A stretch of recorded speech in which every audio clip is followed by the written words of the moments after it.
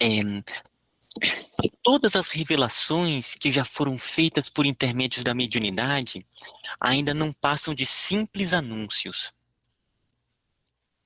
Os homens mais estudiosos desconhecem mais de 90% da realidade dos céus, dos planos e subplanos onde a vida estua sem interrupção. Começai a combater uma das chagas mais terríveis da terra, a qual muitas vezes acompanha os homens depois do túmulo, o egoísmo. Dele derivam muitas outras enfermidades da alma, impedindo-as de sentir a glória do Senhor, que se manifesta em todas as direções da criação. O nosso interesse maior na educação dos sentimentos é a renovação da criatura, aceitando o Cristo e vivendo seus ensinos cada dia, cada hora e minuto. Que o Senhor nos abençoe. Pensei que iríamos embora, quando Miramês disse: Vamos ao fruto dos esforços feitos por todos nós. Rumamos para outro rancho, bem acolhedor, de 3 cômodos, simples, mas onde a limpeza se expressava como agente agradável. Penetramos na casa.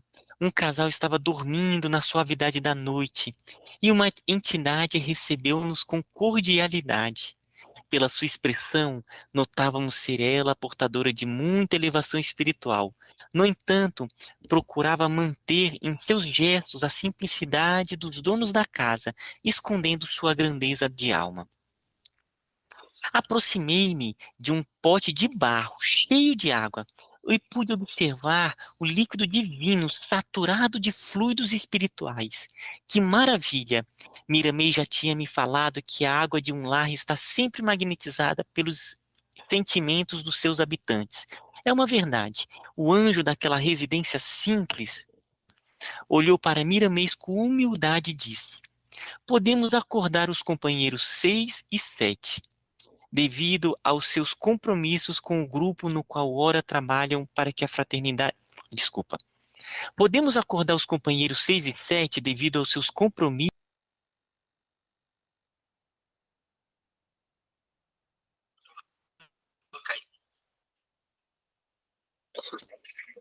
E caiu. Ah, foi ele que caiu. Ah, Caiu. será que fui eu?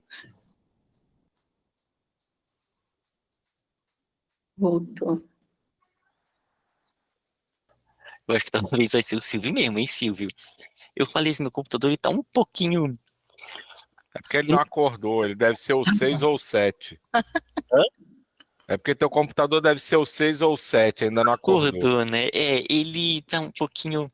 Pessoal, vou só fazer um comentário nessa parte com relação a essa questão do pote de água, né? Em uma casa que já mantém um clima espiritual harmonioso, que já tem toda uma movimentação espiritual, e ele falando ali que a água, o pote de barro, já estava repleto de fluidos espirituais.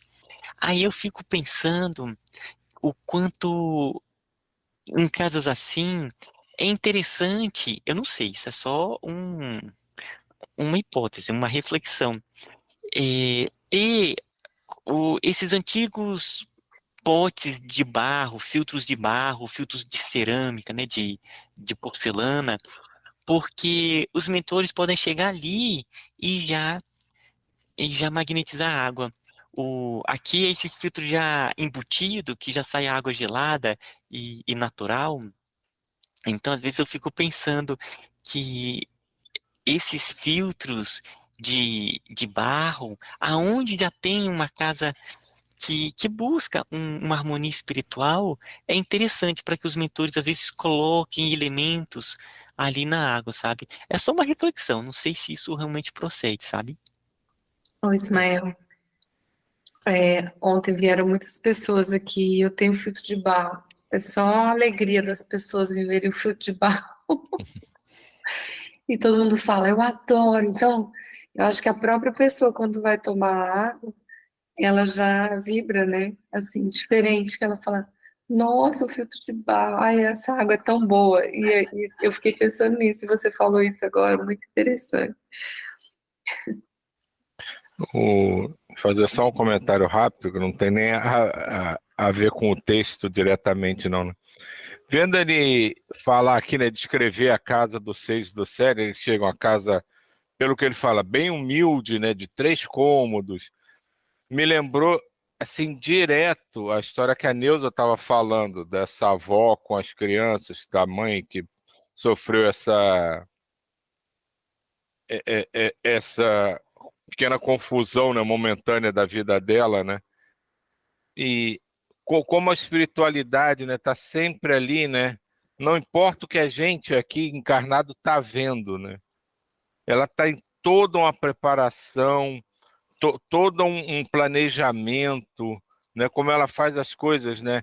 Estarem tão harmoniosas, tão belas, funcionando tão bem, embora o que a gente esteja vendo muitas vezes nos transmita uma ideia diversa, né, do que realmente está acontecendo no mundo espiritual, né?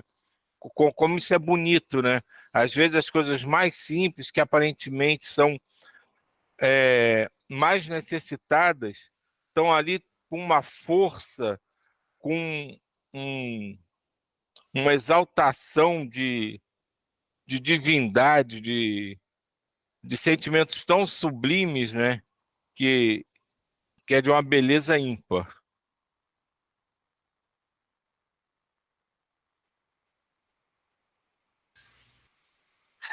Vou continuar então.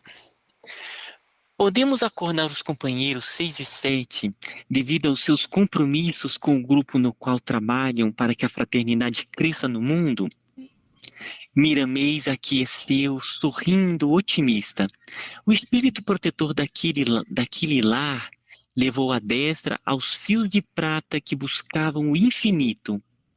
Murmurou algumas palavras e logo, assustados, eles acordaram. 6, que era mulher, perguntou ao 7: Não me chamaste? 7 respondeu: Não, filha. Acordei também ouvindo a tua voz. 6 compreendeu sorrindo: Esqueceste dos nossos compromissos com os trabalhos espirituais hoje? Eles já chegaram. E verdadeiramente, as, e verdadeiramente a 6 estava nos vendo, como se estivesse conosco em espírito. O nosso anjo é que nos chama. 7 respondeu com humor: Estamos prontos para os trabalhos que eles desejarem. Para nós será uma grande oportunidade de aprender e de servir. Se servirmos para alguma coisa. Oh, que bonito, gente. E sorriram os dois. Ele levou a mão até uma sacola próxima à cama e pegou um volume da Bíblia Sagrada. Fechou os olhos com humildade e pediu a Deus, de coração, que o ajudasse a abri-la. E seus 2 dedos polegares se iluminaram. E ele abriu respeitosamente no Salmo 23 de Davi. Entregou o livro para a 6 para que ela lesse. Com devoção e carinho, nossa irmã passou a ler, em um tom que nos comoveu. O Senhor é o meu pastor, nada me faltará. Ele me faz repousar em pastos verdejantes. Leva-me para junto das águas de descanso. Refrigera-me a alma. Guia-me pelas veredas da justiça por amor do seu nome. Ainda que eu ande pelo vale da sombra e da morte, não temerei mal nenhum, porque tu estás comigo. A tua vara e o teu cajado me consola. Preparas-me uma mesa na presença dos meus adversários. Unge minha cabeça com óleo. O meu cálice transborda. Bondade e misericórdia certamente me seguirão todos os dias da minha vida, e habitarei na casa do Senhor para todo sempre. E acrescentaram os dois em uma só voz: Sempre te amamos, Senhor. Naquele casebre humilde, não havia serviço para Caína, Celes, Abílio e Fernando. Somente para mim, que estava anotando os fatos ocorridos, para o padre Galeno, que iria recebê-los, e Miramês, que ainda ajudava no desprendimento consciente de 6 e 7, na paz de Deus. Aqui a gente percebe como que o desdobramento consciente ainda é amparado pelo mundo maior. Os amparadores, eles auxiliam ainda esse processo, né? Então, 6 e 7 já tem uma consciência, pelo jeito, eles já trabalham há algum tempo, devido à consciência deles, sabendo dos trabalhos. A mulher, né, que é a 6, ela já tem uma clarividência, então já deve ter uma mediunidade mais aflorada, mas mesmo assim ainda tem ali o auxílio do amparador nesse desdobramento consciente. Então, é, né, algo só para atentar mesmo, como a gente ainda está. Não é sempre, os mentores estão sempre conosco, mas eles estão conduzindo nesses passos novos, e aqui no caso com o desdobramento consciente. Então, qualquer trabalho nesse ponto é realmente sempre se ligar a eles e sentir a própria energia dos mentores para auxiliar nesse desdobramento. Miramês, no ambiente mais apurado que o sacerdote estava pela oração, aplicou passe nos 2 companheiros em Cristo, e eles responderam com um pintainho ansioso para nascer, quebrando a casca do ovo que lhes serve de câmara para ser gerado. Os duplos saíram dos físicos, deixando-os na cama como sendo 2 sacos de água, em uma vida puramente vegetativa, ligado por 2 cordões cor de prata que, como se fossem vivos, dava voltas no espaço do quarto, qual fossem serpentes ao som de flautas. 6 e 7 abraçaram efusivamente os nossos companheiros já acostumados a vê-los nesse labor divino. Enquanto descansava o fardo fisiológico, o espírito trabalharia em outra dimensão de vida. Ao chegar ao nosso lado, no nosso lado, as roupagens eram outras. Revestiram-se de luzes que encantavam. Era verdadeiramente um casal de estrelas. Fiquei assustado com o fenômeno e busquei Miramês para saber o porquê daquele espetáculo, mas ele pediu que eu esperasse. Eu tinha a mente inquieta, porém o coração pedia disciplina. Custei, mas dominei meus impulsos de indagar. Entrelaçamos as mãos e volitamos. Padre Galeno olhava as estrelas em todas as direções, encantado com o espetáculo da natureza e com as luzes que eram despejadas em todos os rumos.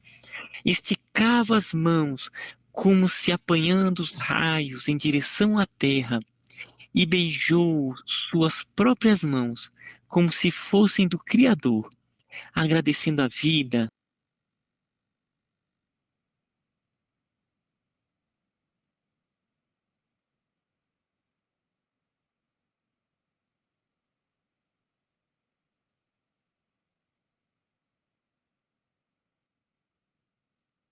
Agradecendo o amor de Deus por toda a criação. Demos entrada em um hospital de uma grande metrópole brasileira e fomos levados pelos dirigentes espirituais da casa para o setor de tratamento do pênfigo ou fogo selvagem. Dava-nos uma forte impressão de que aqueles irmãos ali doentes eram recém-vindos de um grande incêndio. A pele parecia queimada, e mesmo com o asseio peculiar das casas de saúde, o mau cheiro recendia por todo o salão. Era de incomodar, parecia também o odor característico a corpos que dias depois de terminadas as batalhas ainda não encontraram as bênçãos da sepultura, putrefazendo-se ao sol. Pode continuar, Ismael. Continua, que tá bem estável mesmo aqui o computador. Eu vou ter que ver isso depois. O casal de estrelas, passamos a chamá-los assim também. Entrou sorridente, dando a entender que já era acostumado naquele trabalho. Fizemos pequena concentração e Caena e Fernando passaram algo em nossas mãos que a sensibilizaram.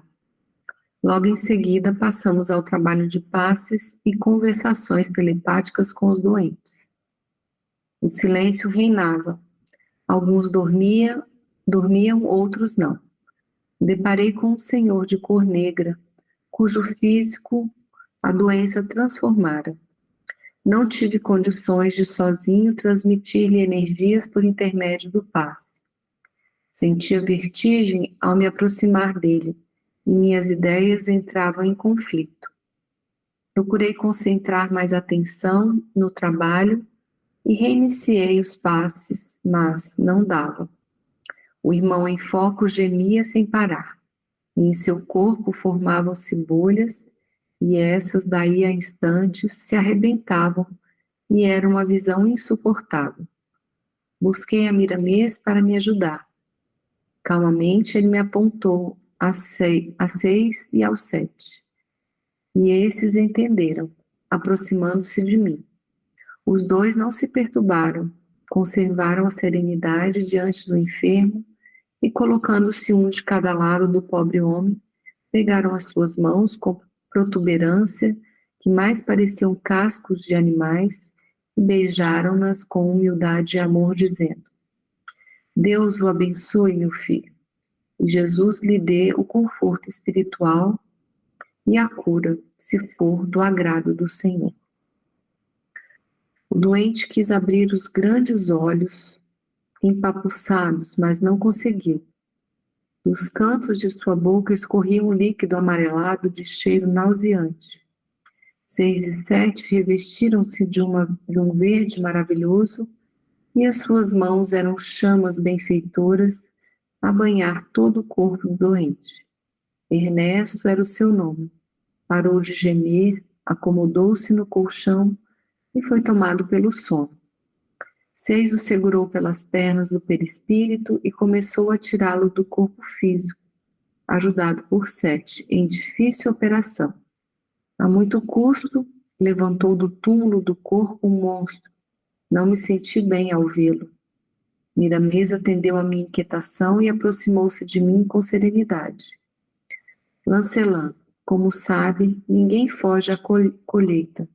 Quem semeia fogo, colhe pênfigo. Este homem, em eras recuadas, foi um incendiário, que além de roubar, ateava fogo sem piedade nas casas, fossem elas quais fossem. Nunca deixava um trabalho maléfico sem transformar tudo em cinzas. Agora sua própria consciência o queima desse modo horrível, que nos dá pena, mas essa é a lei.